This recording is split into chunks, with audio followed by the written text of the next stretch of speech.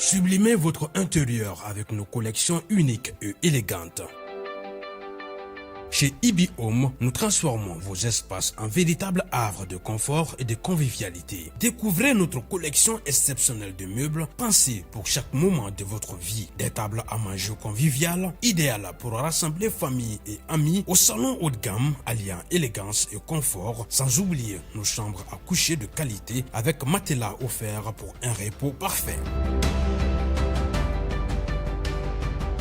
Explorez notre sélection de luminaires rares et uniques qui sublimeront vos espaces. Découvrez notre gamme de motos électriques, économiques, performantes et respectueuses de l'environnement, idéales pour vos trajets urbains en toute sérénité. Nos installations solaires vous garantissent l'indépendance énergétique tout en réduisant vos factures. Chez Ibi Home, profitez en ce moment de réductions allant jusqu'à 35% sur nos équipements solaires. Ce n'est pas tout, nous vous proposons également des options de paiement échelonnées pour encore plus de simplicité. Venez visiter notre showroom à l'ACI 2000, immeuble Ibi Group. Ibi Home, l'élégance, la mobilité et l'énergie au service de votre confort.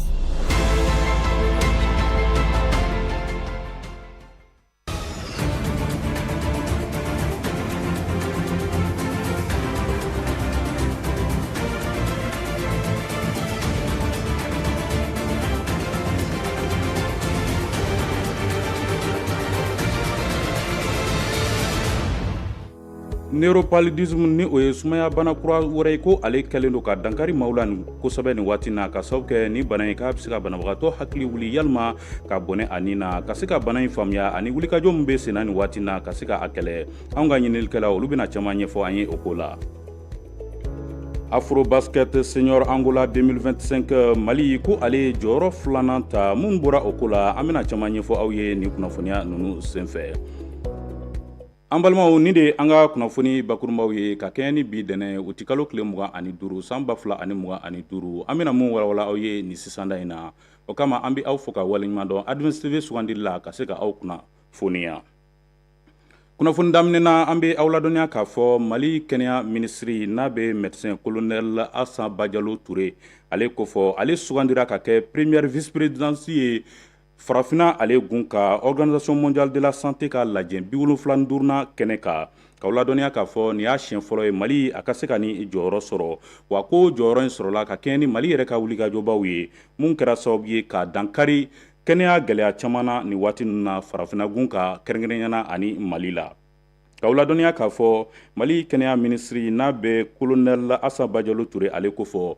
ni jɔyɔrɔ in dilen kɔ a ma k'a ye laseliw kɛ a ye laseliw min kɛ a y'a yira k'a fɔ ale bɛna ko bɛɛ lajɛlen kɛ wulikajɔba mun bɛ Farafina gun kan ka se ka kɛnɛya sigi sen kan musolakaw ani denmisɛnw yɔrɔ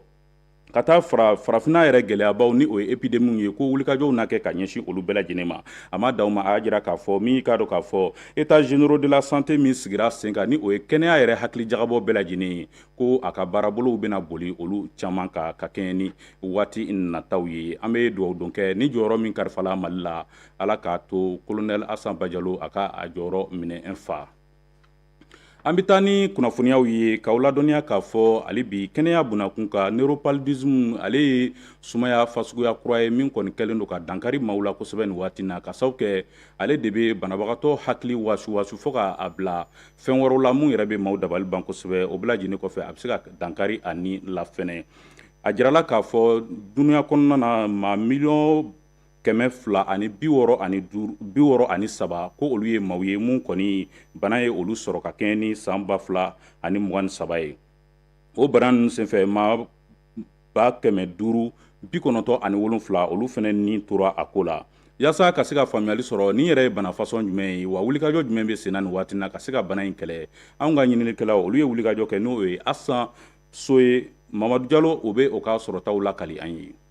263,000 o de jatera diɲɛ tɔnba min sigilen don kɛnɛyako kan OMS fɛ k'olu jate ka kɛ paribagatɔw ye san 2023 wagati o maa ninnu na maa 977 olu de tanyana ka sababu kɛ palibana ye nin jate ninnu bɛ maaw hakili la sɔmi palibana a kɔlɔlɔw la. Pali ye jelilabana dɔ ye a bɛ sɔrɔ soso fɛ an ka fɔ soso bɛ banakisɛ in di mɔgɔ ma banakisɛ an b'a wele ko parasite i b'a ye soso bɛna kini kɛ tuma min na k'a fɔ k'a bɛ jeli bɔ o yɔrɔ la banakisɛ in bɛ bin donc ni banakisɛ in binna a bɛ don jeli boli siraw fɛ a bɛ t'i yɛrɛ sɔrɔ fo biyɛn na a mana bɔ yen nɔ a bɛ na fo kunkolo zɛmɛ na o tuma ninnu na pali simple signe ninnu bɛ sɔn ka daminɛ hali n'a sɔrɔ maa caman b'a jate i n'a fɔ pali nolo pali ale ye bana ye min ni pali bɔlen don nka a ka jugu ni pali ye ka d'a kan ale kɔni bɛ kɛ sababu ye ka farigan ani kunkolodimi gɛlɛnw ni k'olu lase banabagatɔ ma ni i y'a mɛn ko neuropali dɔrɔn o y'a sɔrɔ a sera kunkolo de ma sinon pali juguman bɛ yen a jugumanw ka ca a dɔw ye jeli dɔgɔya ani o bɛ se ka kɛ hypoglycémie sukaro dɔgɔya a dɔw bɛ se ka bila rein na f'u bɛ na ni insuffisance rénale olu bɛɛ ye pali juguman ye mais n'a fɔra ko neuropali dɔrɔn o ye de a sera kunkolo ma donc n'a sera kunkolo ma i b'a ye a tigi bɛ se ka ja an b'a fɔ ko convulsion a bɛ omnibuler perte de connaissance bɛ na fo ka taa se fo coma ma a hakili tɛ kɛ foyi la an ka CSCOM olu kɔni bɛ se k'u jɔyɔrɔ fa ka bana furakɛli kunfɔlɔ ni k'olu kɛ yanni a ka se dɔgɔtɔrɔsobaw la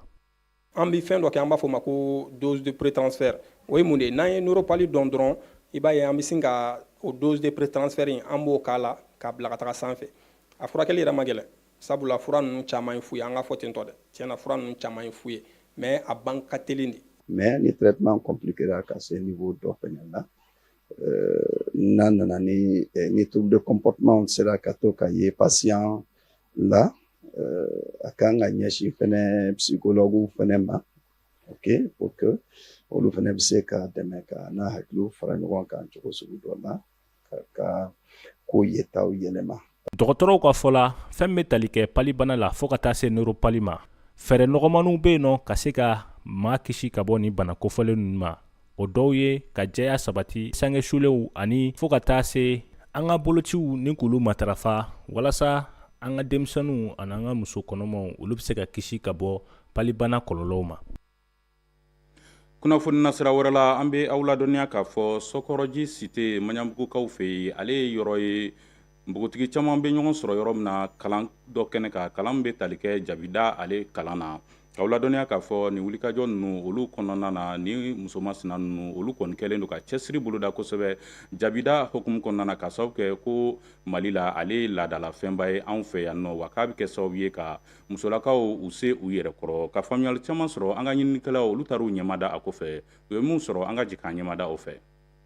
Asmao ale ni a tanti olu ye atelier dayɛlɛ yaasa ka musomaninw dege jabi dali la vacances kɔnɔna in na nin yɔrɔ kofɔlen in n'a tɔ dan bɛ chez les sœurs Kamara ale dabɔlen don ka se ka musomaninw dege jabi baaracogo bɛɛ lajɛlen na awɔ vacances de fɛ a jama ka ca parce que a tila ninnu bɛɛ ye ekɔlidenw ye an b'a daminɛ modèle dɔ bɛ yen a bɛ wele ko grillagine an b'a daminɛ n'o de ye o bɛ girin ka daminɛ carton de la parce que o b'a sɔrɔ o tɛ se kɔli tigɛli la parce que n'i bɛ kɔli an b'a tracer ni lamu de ye n'u y'a girin ka daminɛ ni sen u bɛ sen tigɛ donc u b'a daminɛ ni carton de ye donc u b'a tigɛli ɲɛdɔn carton yɛrɛ de la kosɛbɛ n'u ye kalo kelen kɛ carton kan kalo filanan u b'o daminɛ u yɛrɛ sen na bon kalo sabanan sisan u b'o daminɛ bolo ɲɛgɛn na awɔ musomani caman bɛ yen mun kɔni nana ni jabida in a kalanw kɛ yaasa ka se ka lajɛnbaw ni o ye kɔɲɔ ani ko wɛrɛw ye ka se ka o baaraw kɛ maaw ye ni u bɛ musaka dɔ sɔrɔ a ko la karigaroni ani fileroni ni karigaroni kumaba ne y'olu le kɛ 80 vacances fɛ ne bɛ na jabida kɛ bon nafa kɛra ne ka min a ye sigiso bɔ ne ma ani yalayala misɛnninw a ye caman bɔ ne ma ne ka laɲini ka masaw bɔ nɔgɔla la ani balimaw ni fɛn ka se ka mɔgɔ gɛrɛ fana kalan a la jabida ale wale mun bɛ kɛ sababu ye an ka seko ni dɔnko k'ale la yakubaya o bɛɛ lajɛlen kɔfɛ ale de bɛ kɛ sababu ye maa mun ka baara ɲɛsinnen don a ma olu ka se ka nafa sɔrɔ a baara la ni o ye nafolo ale ni sen yɛrɛ kɔrɔ walew ye n'i y'a kɛ formation fɛnɛ ye wagati dɔw la mɔgɔw tɛ sɛbɛ don fɛn na f'i k'a kɛ ni warima ye o la n'i y'a k'o cogoya fɛnɛ na mɔgɔ caman bɛ yen nɔ olu tɛ n'a ka boli quoi o la an ye initiative ta k'a kɛ i n'a fɔ centre quoi bon an ma yɔrɔ aménager fɔlɔ mais an y'a daminɛ pour un début à la maison ici quoi inscription man gɛlɛn an m'a prix caya mɔgɔw ma quoi an y'a kɛ wari min mɔgɔw bɛ dɛsɛ ka min sara quoi an y'a k'o de en plus n'i nana fɛnɛ an bɛ bɛn a la quoi ka tɛmɛ ni jabida degeli baaraw ye ale dabɔlen tɛ parili dama bɛɛ kama ka sababu kɛ k'a bɛ kɛ sababu ye maa mun bɛ a baara kɛ olu ka se u yɛrɛ kɔrɔ kana gulo maa la o kɔfɛ min ye seko ni dɔnko ale yakubayali ye a fɛnɛ bɛ don o hukumu kɔnɔna na wa k'a bɛ kɛ sababu ye musolakaw olu ka se ka cɛsiri caman kɛ mun bɛ ɲɛsin u yɛrɛ ka seli la u yɛrɛ kɔrɔ ni ne bɛ taa ni an ye farikoloɲɛnajɛ kɛnɛ kan ka ladɔnniya k'a fɔ dimanche don o tɛ kalo tile 24 san 2025 afro basket senior angola 2025 ale min tun bɛ senna angolakaw fɛ yen ni ɲɔgɔnbɛn ninnu kuncɛra mali ale ni angola jamana ni ɲɔgɔn cɛ wa sebaya sɔrɔla jamana min fɛ o de ye angola jamana ye mun kɛra sababu ye mali wulila ni jɔyɔrɔ filanan ye Kajatu Bagayogo ale ye mun sɔrɔ a ko la an ka jɛ k'an ɲɛmada o fɛ. Farafina wano ka kɛnɛ ɲɔgɔn da ba min bɛ sen Angola kaw fɛ sanfɛ cɛlu kunda sa n'an ko ma Afro Basket Senior Masculin Angola 2025 a kuncɛli ɲɔgɔn sɔrɔ n'o bɛ tali kɛ final kan o baaraw kun bɛ sen na o yɛrɛ hukumu kɔnɔ Mali ale ni Angola kun kɛlen k'u kɔda ɲɔgɔn na ni ye Mali tɔn ta k'a lajɛ an b'a ye k'a fɔ ko qualification sɔrɔli gɛlɛyala kosɛbɛ ka taga ni phase finale in kɛnɛ kan o la maa caman kun ma da la k'u bɛ se ka se ni final kofɔlen in na nka u kɛlen ka ɲɔgɔn sɔrɔ jijalenw kɛ sa u sera k'u ka tike sɔrɔ ka na ni finale in na n'o yɛrɛ kɛra sababu ye k'u ni Angola kɔda ɲɔgɔn na. Ni Angola ta k'a lajɛ n'ale yɛrɛ kun ye nin tolon labɛnbaga ye an b'a ye k'a fɔ k'a kɔni y'a ka dɛmɛbagatɔ mɔgɔw ka dɛmɛ sɔrɔ kosɛbɛ cogo min na ka se ka finale ɲɔgɔn sɔrɔ nɔgɔya a bolo ɲɔgɔn sɔrɔ bɛ daminɛ dɔrɔn wulikajɔ bɛ bonya Angola de fanfɛ n'o ye kartan fɔlɔ ye u bɛna sɛbɛnga sɔrɔ 14 tan karta filanan na an b'a ye k'a fɔ ko Mali kɔni jɔyɔrɔ tɛna bonya kosɛbɛ ka d'a kan Angola de bɛna wulikajɔ bonya an bɛ taa sɛgɛn lafiyabɔ la n'o jaabi ye 32-20 ka taa Angola kanu na. Tago sabanan wagatiw ni maaw kun b'a jigiya k'a fɔ ko Mali bɛna ɲɛda kura yira nka o baara tɛna ɲɛ Angola bɛ sɛbɛnga sɔrɔ ko kura 51-31 karta laban n'an ko ma karta ne la vérité o kɔni bɛ kɛ wagati ye Angola b'a ka sɛbɛnga tɔ sinsin mun na ɲɔgɔn sɔrɔ yɛrɛ bɛna taa kuncɛ 43 70 ka taa Angola kanu na nin jaabi bɛ kɛ sababu ye ka Angola kɛ k'a ka jɔnjɔn mara a ka so i n'a fɔ a y'a kɛ siyɛn 3 tɛmɛnen n'a ye tolon labɛn ka tila ka kɛ jɔnjɔn tabaga ye. Angola ka basketikɛla n'o bɛ tali kɛ Shield Dondaw kan ale kɛra ɲɔgɔn tɛ ɲɔgɔnmada ye n'an ko ma MVP du tournoi. Mali ale kɔni na jɔyɔrɔ filanan médaille sɔrɔ ko bila ka na n'o ye vice champion d'Afrique. An b'a ye k'a fɔ k'an ka jamana b'a sɔrɔ a siɲɛ fɔlɔ a ka tariku kɔnɔna na basket kunda kɛrɛnkɛrɛnya cɛw ta fanfɛla la. Ka d'a kan san 1972 wagatiw sa an ye k'a fɔ ko Mali kɔni kun ye jɔyɔrɔ sabanan sɔrɔ nin tolon kofɔlen in kɛnɛ kan. Jɔyɔrɔ filanan sɔrɔlen jɛkulu ko ta fanfɛla la sa kelen kunda Mali kɔni ye ɲɛda ɲuman yira nin tolon kofɔlen in kɔnɔna na. Ka d'a kan Sirima Kanute ale kɛra maaw cɛla minnu kɛra ɲɔgɔn tɛ ɲɔgɔnmadaw ye pasi fanfɛla la n'an ko ma pasteur décisif o wagati kelen Alu Fajala Jara ale fana kɛra maa ye mun sen kun bɛ ɲɔgɔn da la mun bɛ tali kɛ MVP ko kan wa a kɛra meilleur rebondeur fana ye nin tolon kofɔlen in kɔnɔna na o la Mahamani Kulubali ale yɛrɛ ka tolon ta ko fɔlɔ ne ni y'a sen dogo fɔlɔ ye nin tolon kofɔlen in kɔnɔna na sa ale sen bɛna ye 5 majeur n'olu kɛra maa minnu kɛra ɲɔgɔn tɛ ɲɔgɔnmada ye compétition couture in kɔnɔna na. An bɛ dugawu don kɛ édition nata ala ka kopu nɔgɔya Mali i ye. Nin de bɛ taa ni an ye jamana kɔkanko kibaruya hukumu kɔnɔna na Mamadu Jalo ale ye wulikajɔ kɛ a ye min sɔrɔ an ka jɛ k'an ɲɛmada o fɛ. République démocratique du Congo ale ni Chinois cakɛda u ka bolo di ɲɔgɔnma hukumu kɔnɔna la bɛnkan sɛbɛn dɔ bolo nɔbila la san 2008 wagatiw n'o de bɛ tali kɛ ka se ka Congo dugujukɔrɔ nafolo ni k'olu tɔnɔmada Chinois cakɛdaw bolo ni siraba dilan ani sojɔw o n'a ɲɔgɔnna caman ye ni bɛnkan sɛbɛn in segin kɛra ka kuma a kɔnɔfɛnw kan san 2024 jamanadenw ka fara ɲɔgɔn kulu minnu bɛ Congo olu y'a yira k'a fɔ ni bɛnkan sɛbɛn in a kɔni tɛ Congo jamana ni k'a nafa ka d'a kan Congo kɛlen don k'a ka sɔrɔ tɔnɔmada ni sira dilanw ye ni dugujɔrɔ nafolo ninnu kan ka se ka dolari wari miliyɔn 324 na se Congo jamana ma san o san k'o tɔnɔmada ni sira dilan ye o nafa foyi tɛ se Congo jamana ma. Ni serakaw fɛ yen nɔ finitigilakaw olu ye wulikajɔ sabati ka se ka maa 76 ni k'olu kanabila minnu k'u minɛlen don banbaci wale maa dɔw fɛ a yirala k'a fɔ nin waleya ninnu kɛra Katsinga mara la maa 50 bɔɲɔgɔnko olu kɔni bɔnɛn'u ni na banbaciw la maramafɛntigi dɔw olu kɛlen don ka bɛnkan kɛ ni banbaciw ye ka se ka nin waleya ninnu boloda Nigeria jamana fan caman fɛ. Libi jamana kɔnɔna la fɛn bɛ tali kɛ maire kalafili o boloda la o hukumu kɔnɔ gouvernement d'union nationale n'olu ye GNA ye olu y'a yira k'a fɔ maa caman ye wulikajɔ sabati walasa ka se ka nin kalafili ninnu ni k'u sen don a baara la kɛmɛ sara la maa 71 olu kɔni y'u sen don nin baara in na Tripoli ale dugu kɔnɔna la fo ka taa se maa 69 ma Libi tilebiyanfan yɔrɔ la. U y'a yira k'a fɔ nin kalafili ninnu senfɛ sifinakan caman olu kɔni ye sebaya sɔrɔ o bɛɛ n'a ta kalafili ma se ka kɛ Libi jamana fan bɛɛ ka d'a kan yɔrɔ minnu bɛ yen n'o bɛ armée nationale libyenne ale ka mara kɔnɔ nin kalafili ninnu a baaraw ma se ka kɛ o yɔrɔ la. Gaza dugu kɔnɔna la maa 281 olu kɔni tanyana ka sababu kɛ kɔngɔ ye o maa ninnu cɛla maa 114 o ye funankɛni ye ni lase nunu kɛra Gaza kɛnɛyaso tigilamɔgɔw fɛ a yirala k'a fɔ maa miliyɔn kilancɛ ɲɔgɔn olu kɔni de be lahalala kɔngɔ kɛlen n'u ka munu sɛgɛn n'o lase kɛra IPC maaw fɛ diɲɛ tɔnba n'o ye Nations Unies olu y'a yira k'a fɔ ɲani septembre kalo cɛ maa 140 bɔɲɔnko baloko dɛsɛ a bena olu le sɔrɔ Gaza dugu kɔnɔna la.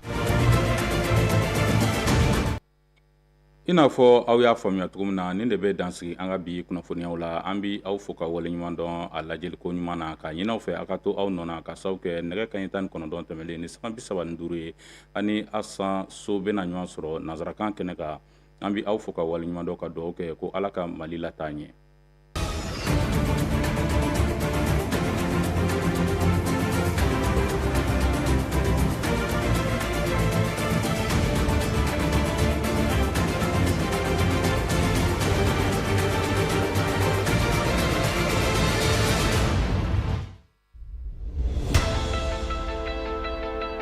Sublimez votre intérieur avec nos collections uniques et élégantes.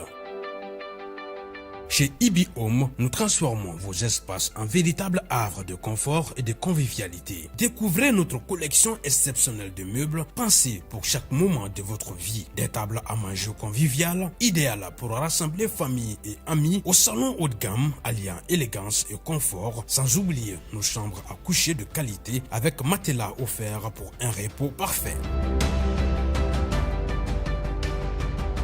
Explorez notre sélection de luminaires rares et uniques qui sublimeront vos espaces. Découvrez notre gamme de motos électriques, économiques, performantes et respectueuses de l'environnement, idéales pour vos trajets urbains en toute sérénité. Nos installations solaires vous garantissent l'indépendance énergétique tout en réduisant vos factures. Chez Ibi Home, profitez en ce moment de réductions allant jusqu'à 35% sur nos équipements solaires. Ce n'est pas tout, nous vous proposons également des options de paiement échelonnées pour encore plus de simplicité. Venez visiter notre showroom à l'ACI 2000, immeuble Ibi Group. Ibi Home, l'élégance, la mobilité et l'énergie au service de votre confort.